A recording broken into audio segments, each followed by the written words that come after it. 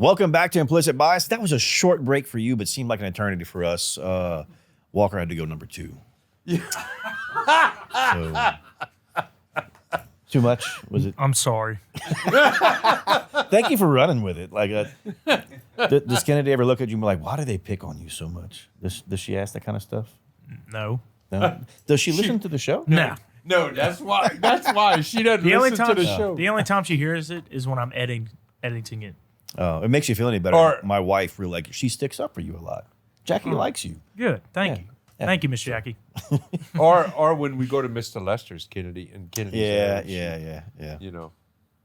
But then, Valid point. Yeah. You know, she sticks up for you there. She does. She's like, you leave my man alone. Yeah.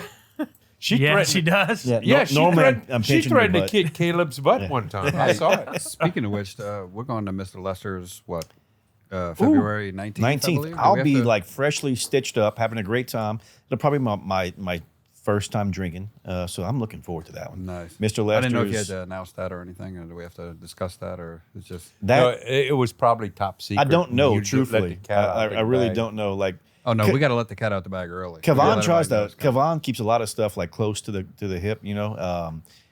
And OPSEC, like I'm big on OPSEC, operational security.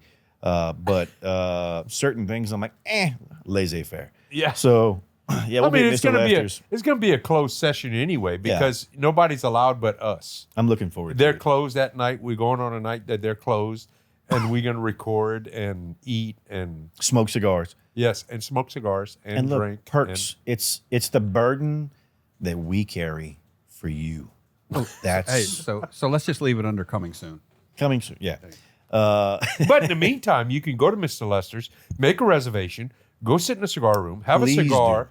have their special, which is the Forbidden Series, Yes. well, to the end of this month, I think. Well, to today. Yeah, I don't know today. what the special is for next month. But you know what? While you're there, talk to Chef Willie. Talk to the staff. they will take care of you, You will very be well. so Oh impressed. my God! Like I've had the only place I've had better service than Mr. Lester's was my grandmother's house. Yeah, but you still had to get up and make your own plate. No, my grandmother was Really? amazing. Oh my God! Wonderful woman. My grandma I was her cooked favorite. good, but you know, I made had that. to make my own plate. No, we called her Nanaw because I couldn't say grandmother or mama or whatever. So I said Nanaw, and Nanaw was awesome. So, but Mr. Lester's, you will be so happy. The people at Mr. Lester's just take great care of you. It's amazing. They're the memories of these people. I see them probably every couple of months, and all the wait staff and everything. They remember us and what we like. Well, I to think part of drink that's and because stuff. you tip with a 50-cent piece. Well, yeah, I'm cheap. So- Yeah, they remember that. You know, sometimes it's a silver dollar, but you know. No, they actually remember my wife's strawberry daiquiris. I think everyone remembers Polly's strawberry daiquiris. I think that's what it is. Yeah. But our run, one brought to you by you, Yes. by Piper's Haven, 3916 West Congress. God, he remembered. I didn't look at my phone either. And it's been more than 13 seconds. I know, I'm trying. I'm Yeah, struggling, you but I'm didn't. trying.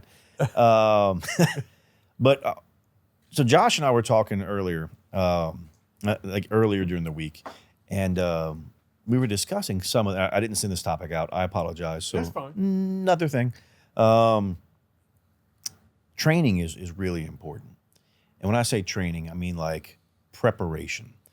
And when we think about training, and look, at the shop we do concealed carry, we do intro to firearm, basic pistol, basic handgun, a number of stuff, because that's all the whiz bang things, right?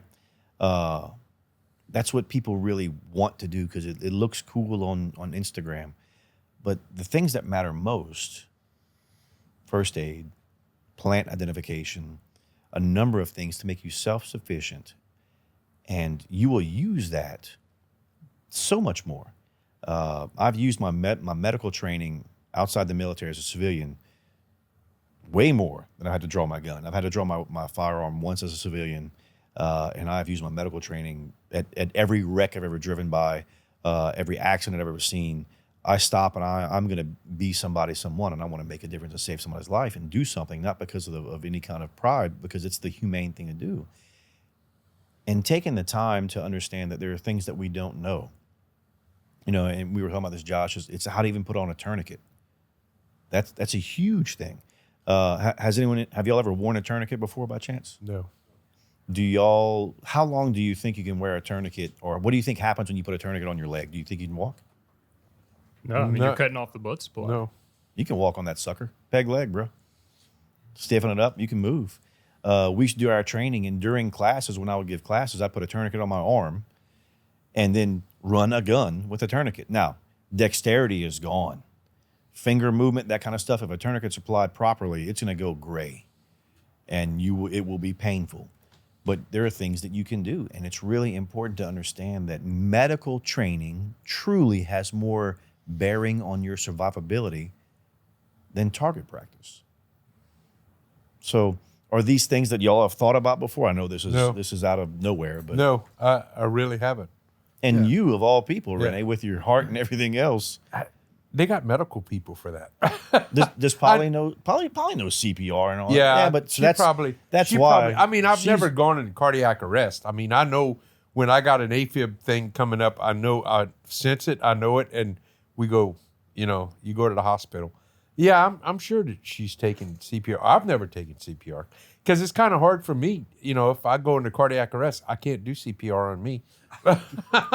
Valid point. Yeah. But look, at some point, it became part of high school. I remember in high school in New Orleans at Rummel, we learned Resusci-Annie. They Oh yeah, we did that the in basic- junior high and that. But Yeah. I mean, dude, that was unfortunately- like 100 years ago. Yeah, for I mean, me. unfortunately, you forget a lot of that stuff. But I think basic CPR like that is something that should be, that's something that you should at least have basic knowledge of. Yeah. If you should, unfortunately, be in a situation where you should need to use it, is standing there feeling helpless, watching somebody that you could possibly help, even in a simple situation. Have you seen this commercial for that Life Vac? Oh, yeah. People that little vacuum that you put on people's face For if they're choking, just pulling stuff out of there. I mean, even simple stuff. I think preparation is absolutely important for stuff like that.